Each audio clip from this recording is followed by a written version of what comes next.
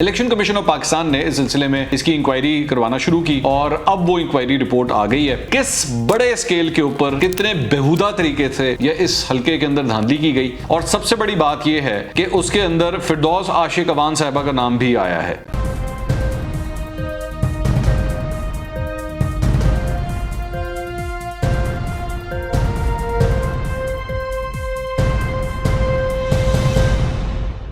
अस्सलाम वालेकुम नाज़रीन, मैं हूं मंसूर अली खान। अपने YouTube चैनल के ऊपर आपको खुश आमदीद कहूँगा। सबसे पहले आपसे दरख्वास्त के चैनल को सब्सक्राइब करना मत भूलिएगा और बेल आइकन ज़रूर प्रेस कीजिएगा। नाज़रीन, हल्का NA 75 और डस्का, जहां पर आपको याद होगा कि पाकिस्तान तहरीक इंसाफ और मुस्लिम लीग नून का बड़ा कांटेदार जोड़ पड़ा था और वहाँ पर तकरीबन 20 प्रिजाइडिंग ऑफिसर्स जो थे वो गायब हो गए थे पोलिंग स्टेशन से, और रात तक जो है उनका कुछ पता ही नहीं लगा था। और उसके बाद सुबह सुबह जो है वो वहाँ पे पहुँचना शुरू हुए थे, जिसके बाद उस का जो रिज़ल्ट आया था उसे मनसूख कर दिया गया था। और उसके बाद उस हल्के के अंदर दोबारा पोलिंग हुई थी। जब पोलिंग दोबारा हुई थी तो उसके बाद मुस्लिम लीग नून से नौशीन इफ्तिखार ने जो है वो सीट जीती थी। लेकिन मामला वहाँ ख़त्म नहीं होता था। मामला जो है वो चूँकि इतनी बड़ी धांधली हुई थी, इतने लार्ज स्केल के ऊपर धांधली हुई थी कि उसे जो है वो ढूंढना बड़ा ज़रूरी था कि आखिर ये हुआ क्या है। इलेक्शन कमीशन ऑफ पाकिस्तान ने इस सिलसिले में इसकी इंक्वायरी करवाना शुरू की और अब वो इंक्वायरी रिपोर्ट आ गई है। 133 पेजेस की जो है वो इंक्वायरी रिपोर्ट है और मैंने वो 133 पेजेस बड़े टाइम लगा के उसको मैंने पढ़ा है और मैं उसको मैं कोशिश करूँगा कि मैं समराइज़ करके आपके सामने रखूँ और आपको इससे अंदाज़ा हो कि किस बड़े स्केल के ऊपर कितने बेहुदा तरीके से यह इस हलके के अंदर धांधली की गई और किस तरह पाकिस्तान तहरीक इंसाफ के जो कैंडिडेट थे वहाँ पर अजद मल्ली साहब, उनको जिताने के लिए जो है पूरी मशीनरी ने किस तरह काम किया। वैसे तो बड़ी जारी बात है, 133 पेजेस हैं। अगर मैं उसको एक एक पेज को एक्सप्लेन करना शुरू करूं तो शायद ये वीलॉग जो है ये 2 घंटे का हो जाएगा, लेकिन मैं फिर भी प्रिसाइसली उसको जो है वो आपके सामने पेश करने की कोशिश करूंगा। और सबसे बड़ी बात ये है कि उसके अंदर फिरदौस आशिक अवान साहिबा का नाम भी आया है। जी हाँ, वो भी बीच में शामिल हैं। और आप इस बात से अंदाज़ा लगा लीजिए कि मैं अब जो फैक्ट्स आपके सामने रखने लगा हूँ उससे आपको ये आइडिया होगा कि ये पूरी मशीनरी जाहिर बात है किसके अंडर काम कर रही थी। वो काम कर रही थी पंजाब हुकूमत के अंडर। ये सब लोग, जितने भी लोग इसके अंदर मुलविस पाए गए हैं, वो सब के सब जो हैं वो पंजाब हुकूमत के अंडर आते हैं, या वो एजुकेशन डिपार्टमेंट से ताल्लुक़ रखते हैं या वो पुलिस से ताल्लुक़ रखते हैं। और वो कर क्या क्या रहे थे, आपके रोंगटे खड़े हो जाएंगे जब ये तफसीलात मैं आपके सामने रखूँगा। अलबत्ता एक बात ज़रूर है, मैं अभी भी ये समझता हूँ कि ये इंक्वायरी रिपोर्ट अभी भी कंप्लीट नहीं है, क्योंकि इसके अंदर ब्यूरोक्रेट्स को तो काफ़ी हद तक उनसे सवाल जवाब किए गए। इसमें ऑडियो रिकॉर्डिंग्स भी सुनाई गई हैं। इसमें इनके जो जियो टैगिंग करके इनकी लोकेशंस किधर किधर थी उसको भी ट्रेस किया गया है। लेकिन इसके बावजूद मेरी नज़र में जो सियासतदान इसके अंदर मुलविस थे उनके खिलाफ अभी भी जो खुर्रा है वो जाके सही तरह नहीं मिलता इस पूरी रिपोर्ट को पढ़ने के बाद, लेकिन नाम फिर भी उनके बीच में आ रहे हैं। अब मैं ज़रा कोशिश करता हूँ एक एक करके जो इंपॉर्टेंट पेजेस हैं मैं वो आपके सामने रखता हूँ तो आपको इससे आइडिया हो। अच्छा, इन्होंने मुख्तलिफ पोलिंग स्टेशंस के जो प्रिजाइडिंग ऑफिसर्स थे उन सबके जो गायब हुए थे उन सबके इन्होंने इंटरव्यूज़ किए हैं और उनको या तो क्वेश्चनेस दिए गए, उन्होंने क्वेश्चनेस फिल किए, कुछ ने उसमें फिर अपनी स्टेटमेंट्स दी और उसमें बताया उन्होंने कि जी हुआ क्या क्या है। उसमें से एक जो पोलिंग स्टेशन है, मैं सिर्फ उसका जो उनकी जो स्टेटमेंट है, खातून है, उनका नाम है सबा मरियम। ये पोलिंग स्टेशन नंबर 23 है। गवर्नमेंट कम्युनिटी मॉडल कॉलेज के अंदर जो है वो इनकी जिम्मेदारी लगी हुई थी खवातीन वाली साइड की। तो इन्होंने अपनी स्टेटमेंट में जो बताया है ज़रा उसको सुनिएगा और उसके बाद मैं फिर फिरदौस आशिक अवान के ऊपर भी आता हूँ कि उनका क्या इस सारी चीज़ के अंदर किरदार था, मैं वो भी आपको बताता हूँ। ये जी इस रिपोर्ट का सफ़ा नंबर 34 है, जिसके ऊपर इनके बारे में मिस सबा मरियम जो है प्रिजाइडिंग ऑफिसर, इन्होंने इनको एक क्वेश्चनर दिया गया था और उसका इन्होंने जो है वो अपनी स्टेटमेंट दी है। इन्होंने कहा कि जी मुझे जो एक प्रिजाइडिंग ऑफिसर है अमजद अली, उनकी जानिब से व्हाट्सएप के ऊपर 17 फरवरी 2021 को एक टेक्स्ट मैसेज आता है। इलेक्शन से 2 दिन पहले, 19 फरवरी को इलेक्शन हुआ था, 2 दिन पहले इनको टेक्स्ट मैसेज आता है और इनको कहा जाता है 10 बजे तक DY ऑफिस आ जाएं, ये उसके अंदर लिखा हुआ है।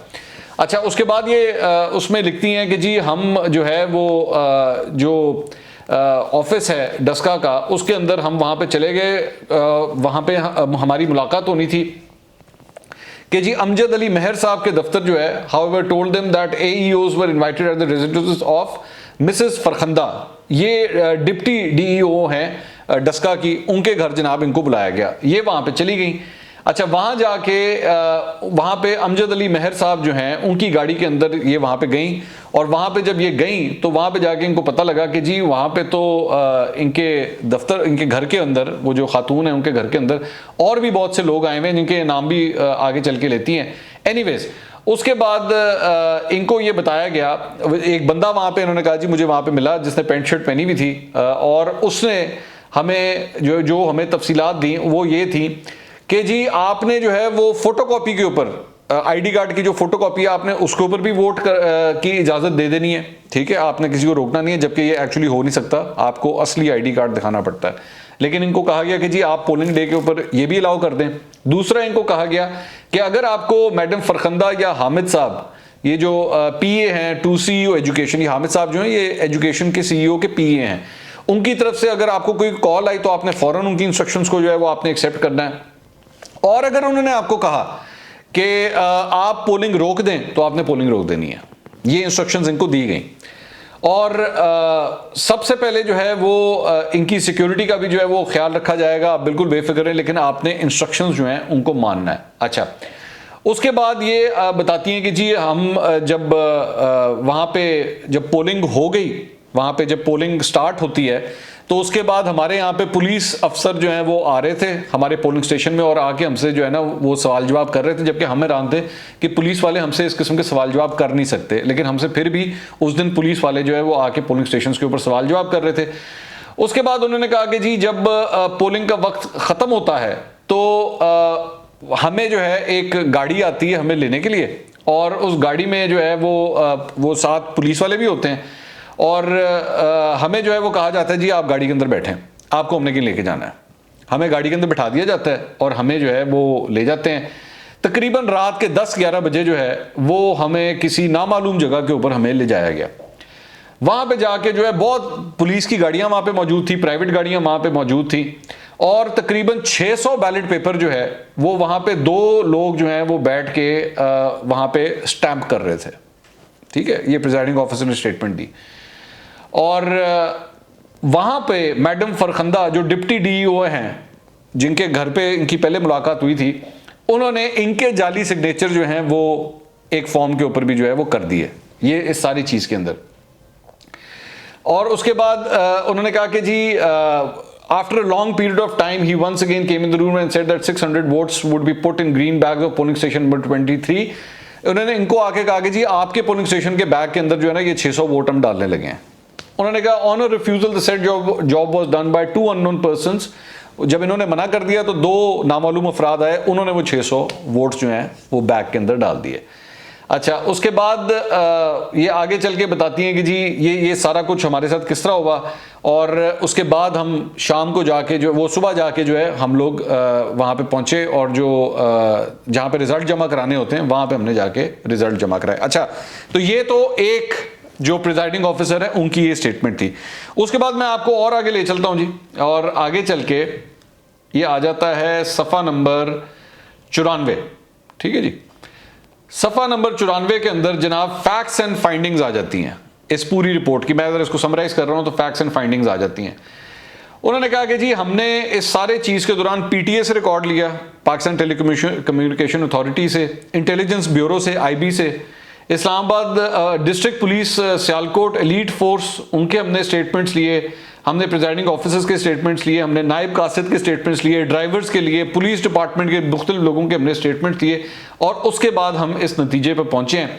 सबसे पहले जी एजुकेशन डिपार्टमेंट से मिस्टर मकबूल अहमद शाकिर जो CEO थे एजुकेशन के, DEA डिस्ट्रिक्ट एजुकेशन ऑफिसर जो सियालकोट हैं, उन्होंने कहा जी उन्होंने बिल्कुल अपने आप को इस पूरे इलेक्शन ड्यूटी से अपने आप को साइड पे किया हुआ था। उनको कख नहीं समझ पता था कि जी इलेक्शन जो है वो किस तरह कंडक्ट करना है, जबकि उनकी जिम्मेदारी थी, क्योंकि एजुकेशन डिपार्टमेंट के जो ऑफिसर्स होते हैं उन्होंने ये इलेक्शन करवाना होता है, लेकिन वो बिल्कुल ही इनको किसी बात का कुछ नहीं पता था।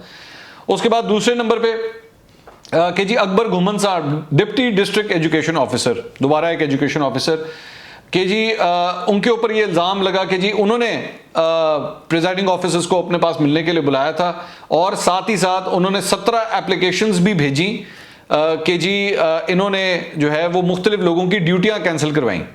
17 मुख्तलिफ लोगों की ड्यूटियां इन्होंने कैंसिल करवाई।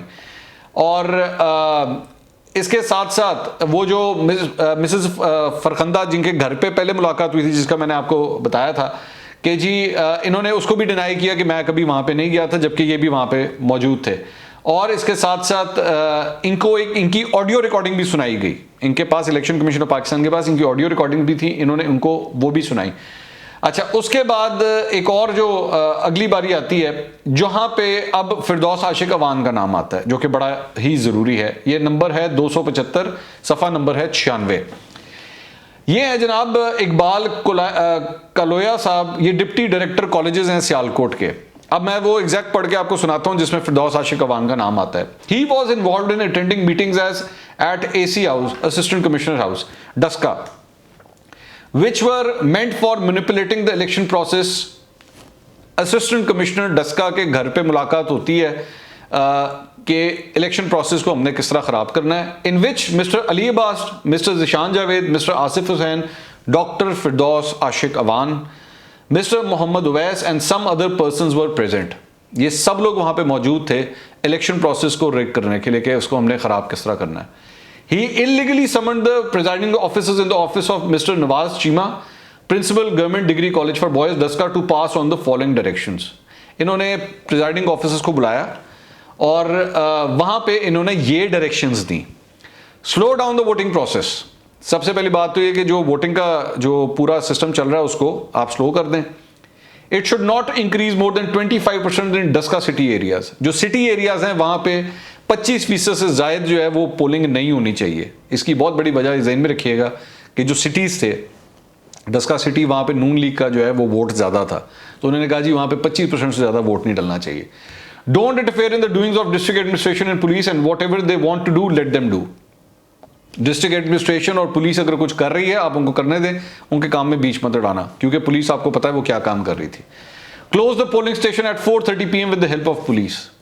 4:30 बजे ही आप पोलिंग स्टेशन बंद कर दें, जबकि पोलिंग का वक्त इससे आगे था, लेकिन उन्होंने कहा जी 4:30 बजे आप पोलिंग स्टेशन बंद कर दीजिएगा। Cooperate with the district administration and return to RO office as early as possible. ये जनाब इनको ऑर्डर्स जो हैं वो दिए गए। और moreover the visit of mister Naeem Ghaus, special secretary higher education department, and addressing 45 POs is by no mean justifiable act, as no one can address the POs or give them instructions on part of ECP regarding the process of fair, free and transparent election। तो ये अहकामात भी यहाँ पे इनके दिए गए। अच्छा, उसके बाद सफ़ा नंबर 96 भी हो गया। अब आइए अगले पेज के ऊपर जो है सफ़ा नंबर 104। जी, सफ़ा नंबर 104 के अंदर जनाब ये शिक नंबर है 298। ये फैक्ट्स एंड फाइंडिंग्स चल रही हैं। During the inquiry proceeding, the request made by 17 POs for exemption from by-election duty were scrutinized, and it was surprisingly revealed that handwriting on all TCS envelopes was same, that created further doubts।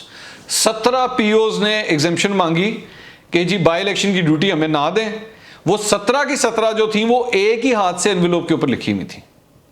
अब 17 लोग applications दे रहे हैं, लेकिन उसका जो लिफाफा है उसके ऊपर साइन जो है वो, उसके ऊपर जो हैंड राइटिंग है वो एक ही बंदे की है। बेसिकली ये गालबन वो 17 लोग थे जो अपने आप को इस प्रोसेस में से निकालना चाहते थे कि हमें जो आप लोग धांधी धुंधी करने लगे हमें बीच में ना डालें, तो उनकी जानिब से जो है ना वो छुट्टियों की दरख्वास्तें भेज दी गई। Consequently, data was sought from TCS, which confirmed that shipment was made on the same day from 3 different TCS centers in Sialkot। TCS के 3 मुख्तलिफ जगहों से एक ही दिन वो सारी एप्लीकेशंस जो हैं वो मेल की जाती हैं कि जी हमें आप छुट्टी दे दें। Meant thereby that those requests were managed by someone sitting in Sialkot who deliberately acted to hamper the by-election process and managed to induct their own blue-wired ones।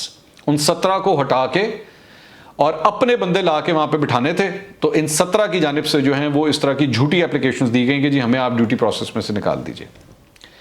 In order to investigate the matter, these 17 POs were called in person, but they could not provide satisfactory answers to the inquiry officer, upon which the in-charge principal who tested their applications were called for investigation, who too gave unconvincing and entirely illogical replies। ये लोग 17 जो officers थे, ये जिन जहां पे colleges में पढ़ाते थे उनके प्रिंसिपल्स को बुलाया गया, क्योंकि उन्होंने इसके ऊपर साइन किए हुए थे। प्रिंसिपल्स भी सही तरह जवाब नहीं दे सके। तो आप इस बात से अंदाजा लगाइए कि ये धांधली कहां से कहां तक चल रही थी। कि सिर्फ और सिर्फ वो टीचर्स, वो लोग जो इन ड्यूटियों पे लगे हुए थे, सिर्फ वो नहीं, यहाँ उन कॉलेजेस के प्रिंसिपल भी इस मामले के अंदर मुलव्विस थे। In light of the aforesaid described facts, it can be conclusively determined that the activities of POs were suspicious. They became puppets. They became puppets in the hands of their controlling authority, and even the replies submitted by them in response to the allegations of this maligned act were completely stereotyped and deceptive. Hence, the role of presiding officers carries an obvious proportion in the whole conspiracy that termed the by-election a dead duck. कि जी पूरा का पूरा by election जो है वो इतने गंदे तरीके से मैनिपुलेट किया गया था कि उसको जो है वो यही कहा जा सकता था कि बिल्कुल एक फजूल किस्म की ये एक्सरसाइज थी। अच्छा, उसके बाद जनाब आ जाएं सफ़ा नंबर, उसके बाद बाय द वे ये पुलिस के बारे में भी बताया जाता है कि पुलिस के ऑफिसर्स जो हैं उस दिन बैठ के क्या हरकतें कर रहे थे। मैं इतनी डिटेल में नहीं जा रहा क्योंकि वो पूरी की पूरी मशीनरी जो है वो पुलिस की जो है वो इस काम में लगी हुई थी कि आपने रिजल्ट जो है वो किस तरह मैनिपुलेट करना है। सफ़ा नंबर 123 के ऊपर जी, overall findings basically. After pursuing the record in detail and hearing the accused person, following are the overall findings pertaining to different stakeholders of the by-election regarding NA-75 Sialkot. Lack of coordination between DRO, RO and DMO was observed, which did not provide a conducive environment in the said by-election. DRO, District Returning Officer और DMO, इनके दरमियान किसी किस्म का आपस में जो है वो काम करने का कोऑर्डिनेशन कोई नहीं थी। Both DRO and RO were relying on their AROs and ministerial staff for the discharge of different election tasks. The district administration was in loop regarding all the incidents at some level. जो district administration थी डस्का की, वो कहीं ना कहीं इस सारी चीज़ के अंदर जिम्मेदार थी, पूरे हल्के के अंदर जो कुछ हो रहा था। The district police was also aware of the incidents took place on the day of poll, and they either willfully or half-heartedly became the part and parcel in its execution, because concrete steps were not seen taken by district police to stop such untoward incidents. The education department was also involved in the incidents. The POs and other officers of education department as disused were fully involved in jeopardizing the fair, free and transparent by-election due to the reasons best known to them. And the element of giving monetary benefits at different stages cannot be ruled altogether. पैसा भी इस्तेमाल हुआ हो सकता है, और ये लोग एजुकेशन डिपार्टमेंट, आप सोचें कि मतलब वो हमारा एक ऐसा शोबा जिसका एजुकेशन से ताल्लुक़ है, जिन्हें जहाँ जाके इन लोगों ने पढ़ाना है, इनका पढ़ाई के साथ ताल्लुक़ है, इल्म देने का इनका काम है, और ये लोग जो हैं वो इस किस्म की धांधली के अंदर मुलव्विस थे। तो ये जो कुछ भी इस सारी चीज़ के अंदर बताया गया इस पूरी रिपोर्ट के अंदर, मैं इसके अंदर इसमें लिखा हुआ है कि जहाँ पे ये मैनिपुलेशन हो रही थी वहाँ पे फिरदौस आशिक अवान भी थी, और फिरदौस आशिक अवान जो हैं इस पूरे हलके के अंदर मेरे ख्याल में सबसे ताकतवर अगर कोई शख्सियत थी तो वो थी। उनके उस वक्त, अब तो उनको हटा दिया गया, लेकिन उस वक्त जब ये बाई इलेक्शन हो रहा था तो ये कितनी उस वक्त स्ट्रांग थी, क्योंकि उस वक्त ये वज़ीर आला के साथ जो थी वो अटैच थी, इनके अंडर ये सब कुछ हो रहा था, सब कुछ इनके अंडर हो रहा था, चाहे वो पुलिस हो, चाहे एजुकेशन डिपार्टमेंट हो, जितनी मशीनरी थी वो उस वक्त उस दिन धांधली के अंदर मुलव्विस थी। और फिरदौस आशिक अवान साहिबा पूरी तरह इस हलके के अंदर जो कुछ भी मैनिपुलेशन हो रही थी उसकी सरबराही के अंदर जो है फिरदौस आशिक अवान साहिबा का नाम इस रिपोर्ट के अंदर भी लिखा हुआ है। लेकिन फिरदौस आशिक अवान के खिलाफ अभी तक किसी किस्म का कोई एक्शन नहीं हुआ, और ये ज़हन में रखिएगा कि फिरदौस आशिक अवान तक अगर बात जाती है तो फिर बात जो है वो वज़ीर आला हाउस तक भी जाएगी, क्योंकि ये उस वक्त जिस ओहदे पे बैठी हुई थी वो वज़ीर आला का दिया हुआ ओहदा है, लेकिन उनके बारे में हल्का सा जिक्र हुआ है, सिर्फ इतना ये बात कह दी गई कि हाँ जी वो भी एक जो मीटिंग हो रही थी जिसके अंदर ये पूरे प्रोसेस को मैनिपुलेट करना था वो उसमें मौजूद थी, और बाकी जितने छोटे लेवल के लोग थे ना, चाहे वो एजुकेशन डिपार्टमेंट के हों चाहे वो पुलिस वाले के हों, उन सबको रगड़ दिया गया इस रिपोर्ट के अंदर। फिरदौस आशिक अवान के हवाले से जो है वो बस सिर्फ ये कह दिया गया हाँ जी वो एक मीटिंग के अंदर बैठी हुई थी जहाँ पे सब कुछ डिसाइड हो रहा था। ये सब के सब लोग किस बड़े बकरे की जो है वो अहकामात मान रहे थे इस धांधली के ऊपर, कोई कुछ नहीं बोलेगा। और सबसे बड़ी जो मेरे ख्याल में शर्मिंदगी का मुकाम है वो है वज़ीर आज़म इमरान खान साहब के लिए। धांधली के ऊपर 126 दिन का धरना देने वाले, और 4 हल्के खोल दो, इस एक हल्के के अंदर इतने बेहुदा, इतने बेशरम तरीके से धांधली की गई कि मतलब आप एक अनपढ़ आदमी को भी अगर बता देना ये सब कुछ हुआ है तो उसको भी पता लग जाएगा कि किस तरह धांधली हुई है। लेकिन मजाल है कि कभी कौम के सामने आके माफ़ी मांग सकें कि जी हमें शर्मिंदगी है कि हमने ये सब कुछ किया है। और अज़द मली साहब जो पाकिस्तान तहरीक इंसाफ के कैंडिडेट थे, उनको जिताने के लिए ये बेहुदा हरकत की गई, लेकिन कोई पुरसान हाल नहीं है। एक्चुअली होना तो ये चाहिए कि ये सियासतदान जो इस सारे मामले में मुलविस थे इनको उठा के काल कोठरी में फेंके, इनको उठा के जेलों के अंदर फेंके कि ये क्या हरकतें कर रहे थे बैठे हुए। लेकिन आपने चंद सरकारी अफसरान और चंद बेचारे सरकारी मुलाजमीन के नाम बीच में डाल के हमने कहा चलो गोंगलुओं के ऊपर से मिट्टी तो झाड़ो ना, इनके इनाम डाल दो ताकि इन लोगों के खिलाफ कोई एक्शन हो। अगले व्लॉग में दोबारा आपसे मुलाकात होगी। अल्लाह हाफ़िज़।